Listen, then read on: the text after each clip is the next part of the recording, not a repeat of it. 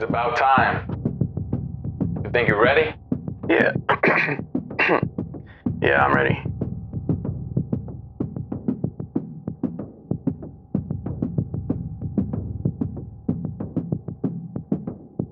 You choose a blue build. Not an ounce of remorse.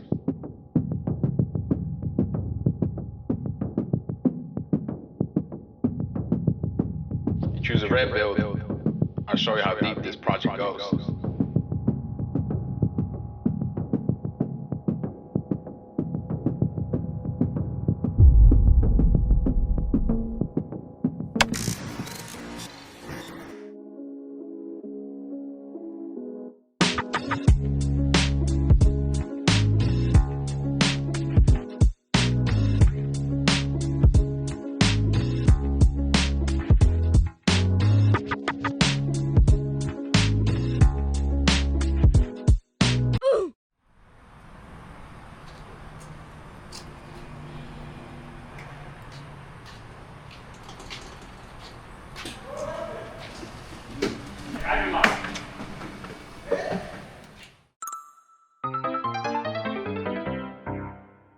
One, two, 1, 2. Sound good? Sound good? Mic test? All right. Yeah. All right. Hey, what's up, guys? We're here with another video about the S2000 K. In this video, we're going to show you how we remove the engine and the transmission out of the S2000 K. You're also going to see that we got a new S2000 K. It's going to be red instead of blue. Berto, do you want to explain why? Yeah, so one of the major reasons we got a different car, as you know, we had the blue one in the beginning.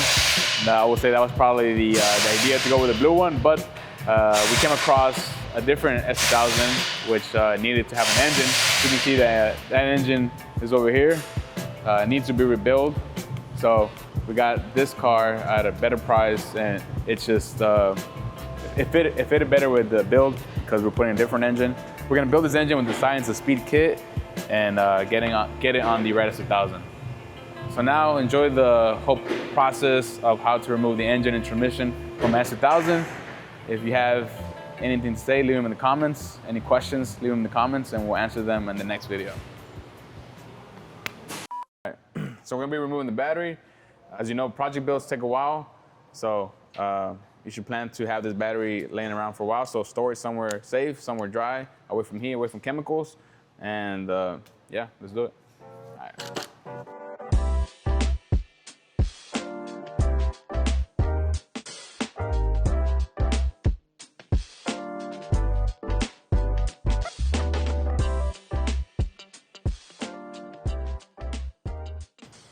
All right, you're gonna have to loosen all these nuts all the way out.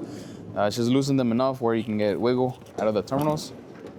Slide it out, tuck it somewhere, take the battery out. All right, hold up, bro.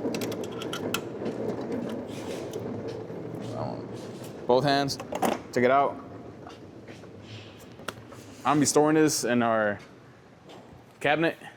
You should probably do that again. Why? I was rolling the AC machine. Nah, you go. All right, look.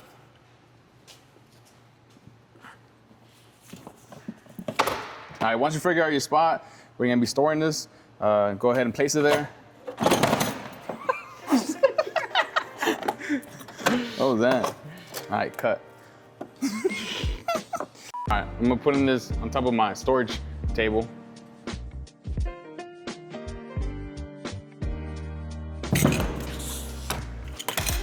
And we'll have it back on the car maybe in about 2-3 months. All right, so we're removing the intake box. We're removing the intake box to make more space in the engine bay. It is held down by 3 10s, one right here, one back here, and one on the side. There is gonna be a valve right here on top in the middle. You have to disconnect that. Obviously 2 hoses, disconnect those, and it should just come right out. So as you can see, we have a lot more room to play with. This is gonna be very helpful for us whenever we're removing the engine. So, yep. Usually now at this point of the process, you're gonna start removing the engine harness, all the vacuum hoses, heater hoses. But to give you a better experience of what goes into this build, we decided to remove the engine and transmission as a whole unit.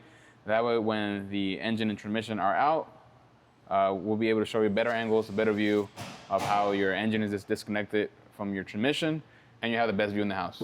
So with that said, since we're removing the transmission together with the engine, let's go inside the car, remove the center console, and remove the shift lever. That way the transmission can be dropped.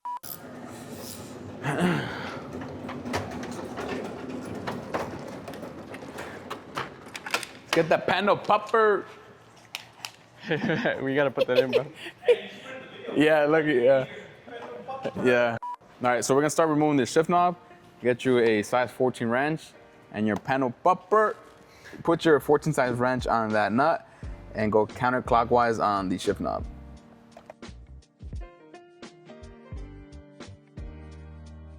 You may have to use a little bit of force depending on how tight it is.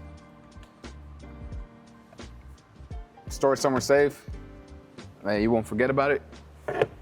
Put mine in the center console. So next you're gonna have to remove this panel. Center console. Next you're gonna have to remove the top of the center console. This just pops right up. I got it out with this panel popper. Panel popper.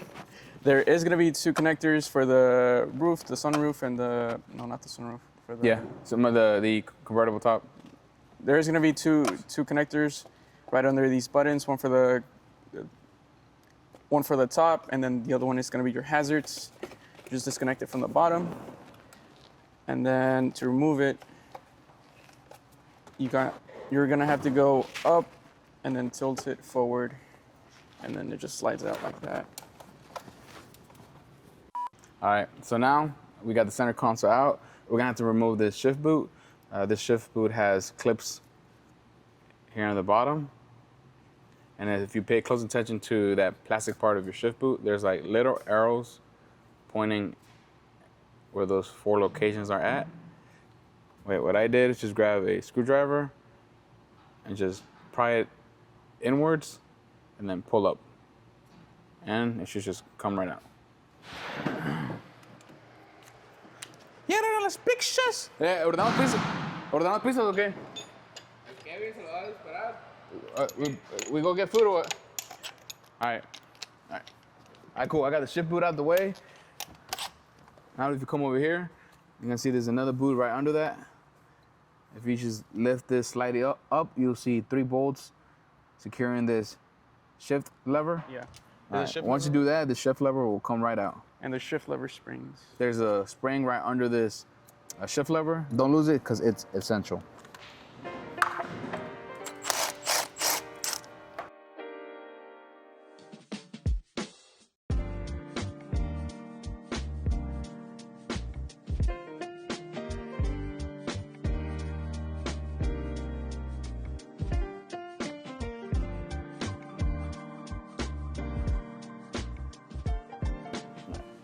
Those 3 bolts are out.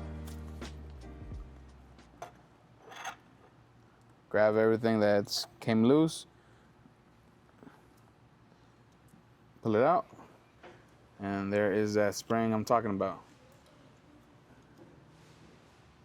All right. So the reason why we're down here is because the harness that goes from the engine bay to the ECM has to be disconnected. So if you look closely, this is the harness that we need to free up in order to slide it through the firewall. There's 2 connectors that connect to the ECM, and there's one that connects to this connector. Just disconnect everything, and then now we should be done here.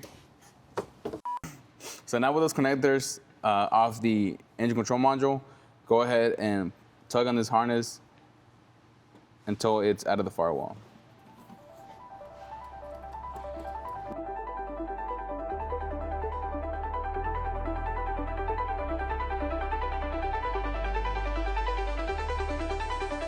One eternity later.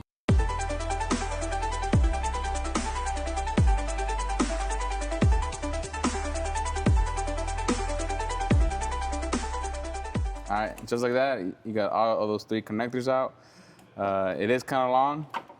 It does kind of help if you also disconnect the brake fluid level connector. That way it gives you a little more wiggle room, but that should be enough for now. All right, with that done, let's get this vehicle up in the air and drain all the fluids, such as your engine oil, your coolant. That way when we come back down, we can just start disconnecting hoses.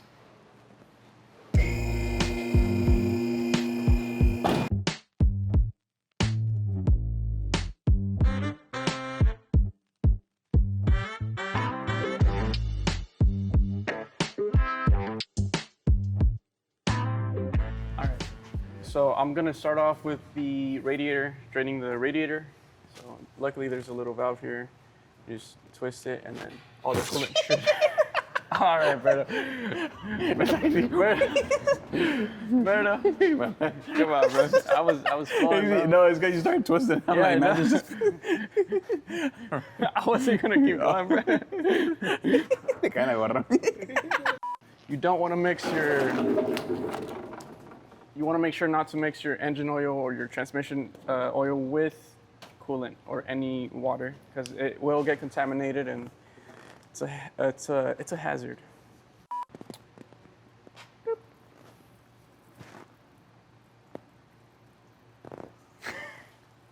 I'm gonna make a mess. This is how you make a mess. It's in my eye, bro.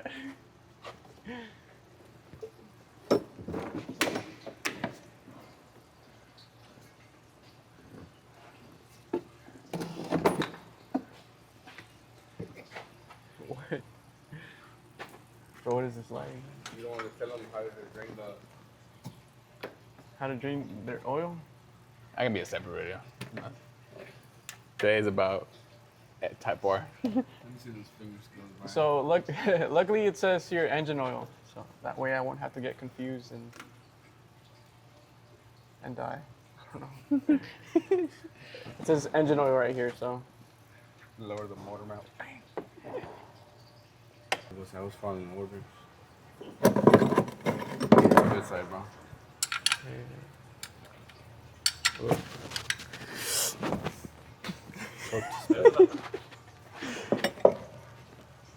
What? Oh, we go to Scott Jr. All right. Is Scott say you're the project manager? I think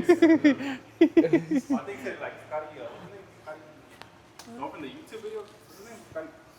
Scotty J. Scottie Pippen, that's a basketball player, bro. Oh, Scotty B? Scotty. I don't know. Scotty P?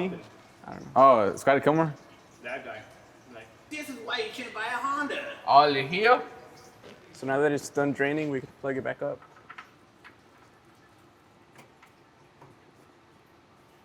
Dunzo. Since we're down here, we went on ahead and removed the catalytic converter. We removed the catalytic converter just to remove some cluttering. Since you know, we're gonna be removing the engine and transmission together. Now the only thing that's gonna be brought down is gonna be the exhaust manifold, and it will save us a lot of room. To remove this catalytic converter, there's 3 14s in the back, and then there's 2 12s, bolts, and nuts. It does help if you use some type of rust penetrant, like Deep Creep or WD-40. That helps with getting these out easier. All right. Another thing you can remove while you're down here as well, we can go ahead and remove the drive shaft that connects the transmission to your rear differential. Also, another tip, before you remove these bolts, go ahead and mark your drive shaft in a way where you can put it back exactly how it came off. That's some of the things we like to do. Do the same thing with the front.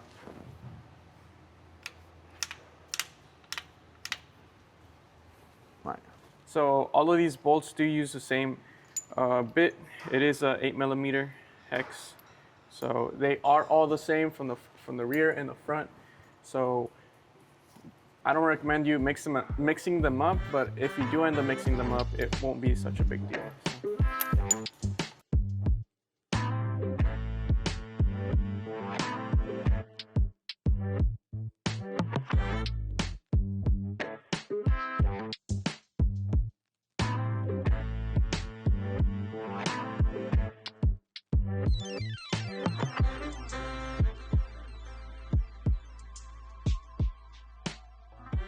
Now that we have all the bolts removed from the back and the front, just be careful to remove this drive shaft.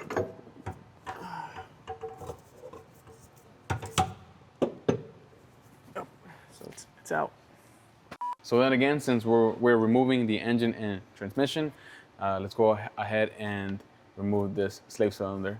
It looks like it's just, it's just two 12 bolts.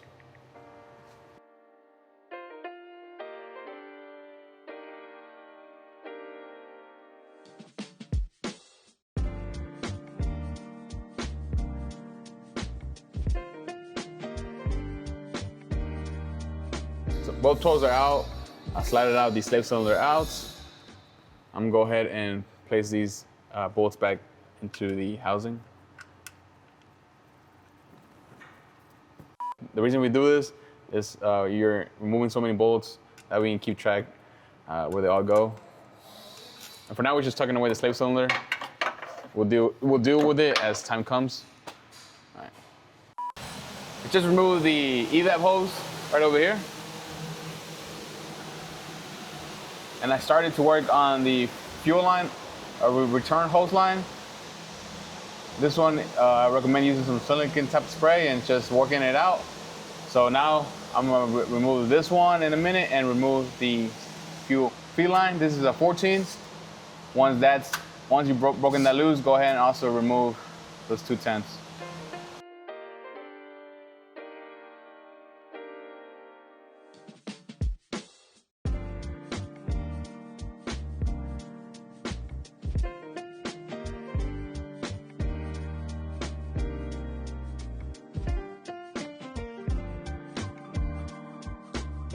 So now the fuel return line and fuel feed line are ready to come off. Just come out like so. Undo this 14.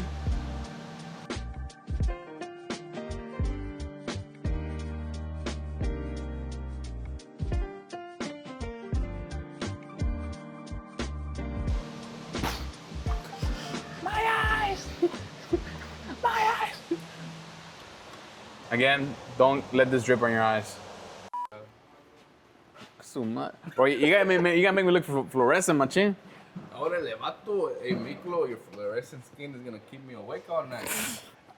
Okay, evap hose, fuel return line, fuel feed line are undone.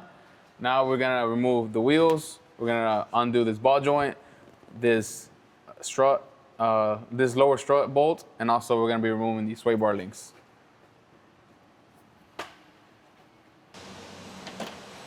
Let's remove this tie rod. Let's remove this cotter pin.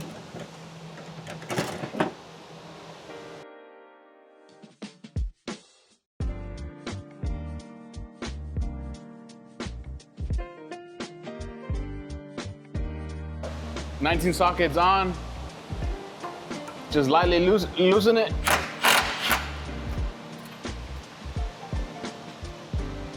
Just a little bit more.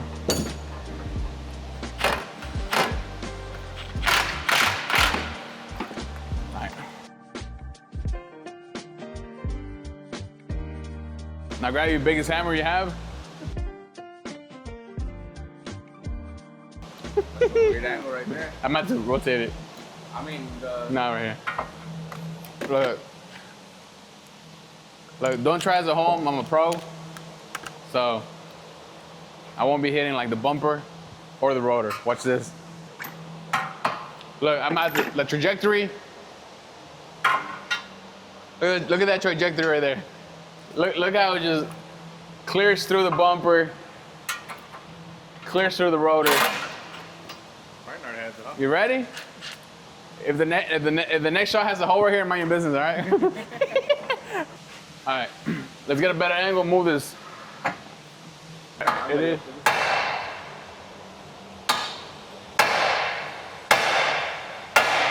All right.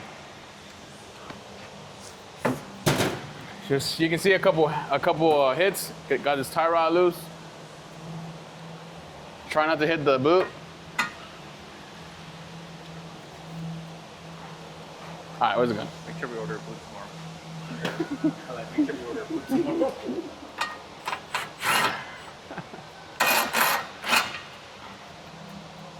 All right, with those tie rods off, let's loosen both of these 17s on the ball joint. Take them all the way out.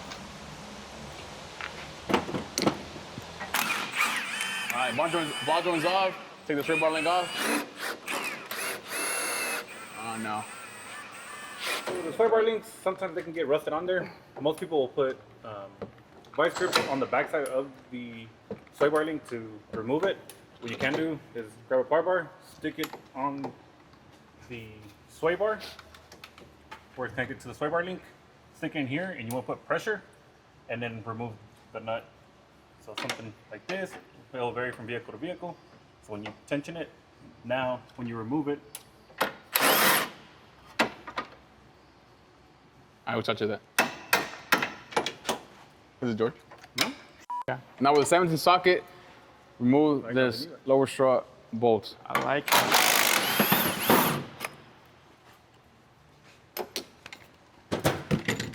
Everything should be ready and disconnected. All right, we're back underneath the hood. Now that we have no coolant in the system, we're gonna go ahead and remove both upper and lower radiator hoses. We're gonna be removing also both heater hoses that are tucked near the firewall. Let's go ahead and remove that top clamp on the upper hose. Let's see if it comes out with some pressure. Don't put too much pressure on these hoses because in some cases, over time, heat will make the radiator brittle. So try to be as careful as possible. If it's not coming out easily, just take a little bit more time and just little by little, it'll come out. So don't try to rush it and pry it out forcefully. There it is. In this case, it did. You may not get so lucky, but then just put it somewhere like that. Put it somewhere in there, tuck it in. Now, there's enough room up here to get the bottom clamp.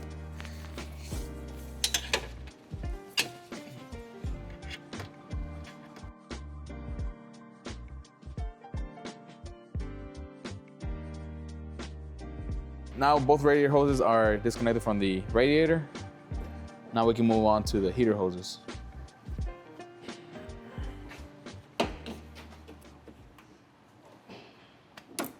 Okay, a lot of time with these heater hoses, they don't come out easily. This tool is really helpful. It's a hose clamp. Again, don't pry on the hose too much because don't pry on the hose too much because you may bend that aluminum piping. Just gently work it out. So after working that hose is about to come off, since this is the highest part of the coolant system, you may still have coolant, so don't be surprised if you pull this hose and you see coolant coming out. Since we know coolant may come out, I have this makeshift rubber piece that I can put over that aluminum pipe to avoid a spill.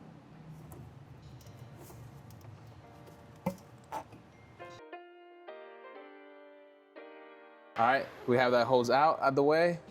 Let's stay in this side again. There's another heater hose deeper. It's not that far off. Let's get a view.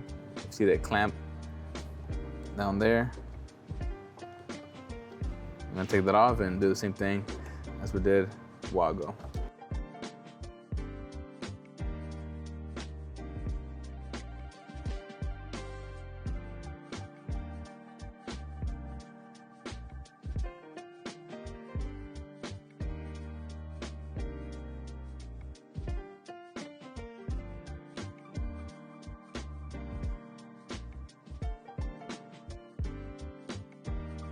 So now that both heater hoses are disconnected, now we're done with the cooling hoses and we can move on to recovering the Freon.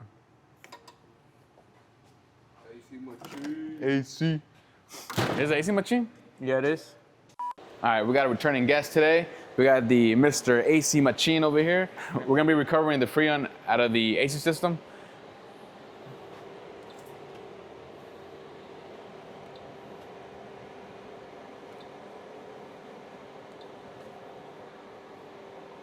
All right, if you're wondering where your high and low ports are, one will be right here in the front, right underneath the hood latch. The other one will be closer to the engine. While we wait, we hydrate. So now that we have the air conditioning, so now that we have the AC machine recovering, so meanwhile, since we have the, I don't know what to say, bro. While the AC machine is recovering all of our refrigerant, I want to head and unplug the electric power steering harness from the power steering rack. As well, I'm gonna be unplugging the AC hoses that are down here as soon as it finishes recovering. We have them disconnected from the AC compressor. We're gonna move them out of the way. Right there is good. We're also gonna be removing some hoses like the breaker booster hose and the throttle body cable, as well as some other evap hoses.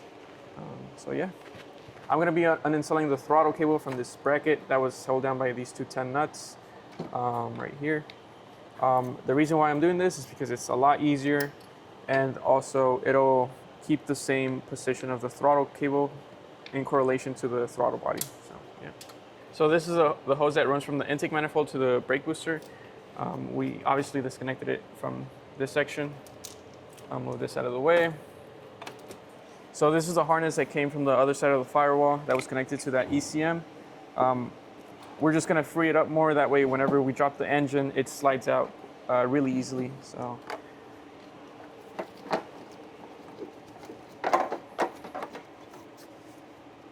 So now whenever we lower the engine, it should just slide easier and not get caught up in anything. So yeah. You can see Brian got enough slack on this harness out the way, and I was laying on top of the engine. There's one more power cable that goes from the fuse box to the starter.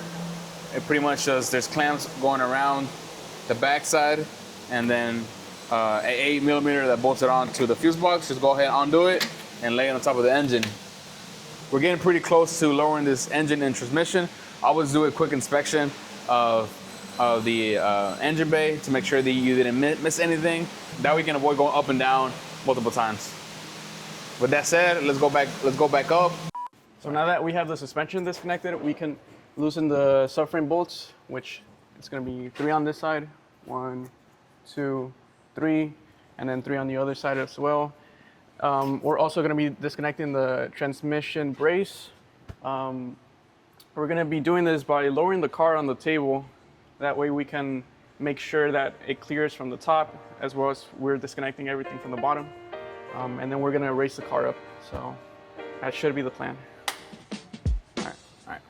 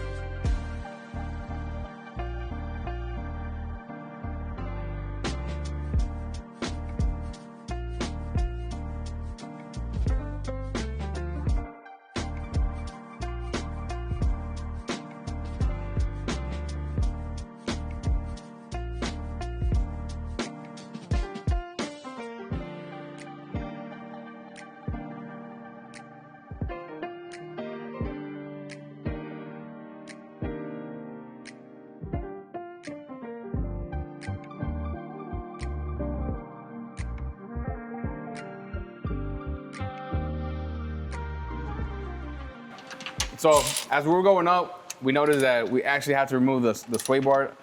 So that shows right there. When you're removing the engine, always go slow. Always double check everything so you can catch things like these. So let's remove that sway bar. And that sway bar will be 2 14s. Se ve right. Ven la luz.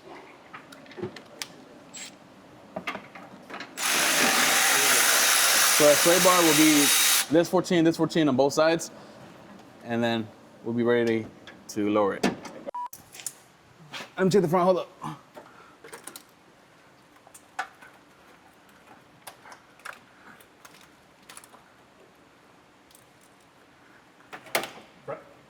¿Sí desconectas la tierra, güey?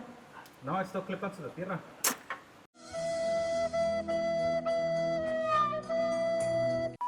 I almost forgot, guys. At this point in the video, it's about 10 or 11 o'clock at night. We're like 60 Jack in the Box tacos in, so when we were removing the engine and transmission from the S2000, we did forget a couple things. Not a lot of things, but little small things, such as ground cables that go to your fuse box. I think we forgot a vacuum hose as well. This is normal. It's always good to have multiple eyes when you're lowering the vehicle, when you're lowering the transmission or engine. Just make sure you're going slowly. That way you don't break anything, and you can catch things before they break. All right, back to the video. All right. Now that should be here. Go. You good, Berto? I think so. Hey, is the column, ¿se mira bien ahí? Yeah, it's in here. Dale.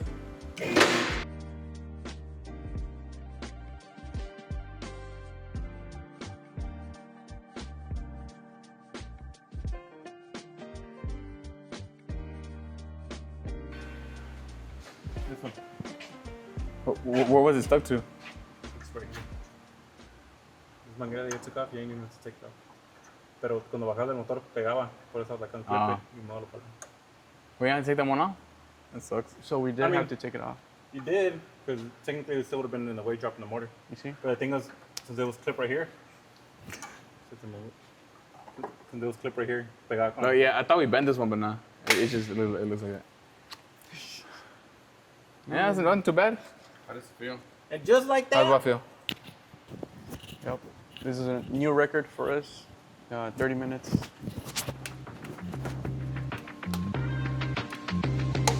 Let's move this out the way. So that was the end of phase one. Us removing the engine and transmission. Phase two is gonna be us prepping the engine. That's gonna feature Chewy and Alan. So stay tuned for that video. It's gonna come out soon. If you have any questions or any suggestions for any future videos, please leave them down in the comments. So yeah, that's it. Take one. Hold up, bro. You know what? We got locked in, bro. I'm still in work mode. I know. All right. I'm like, All right. ready? Yeah, you're ready.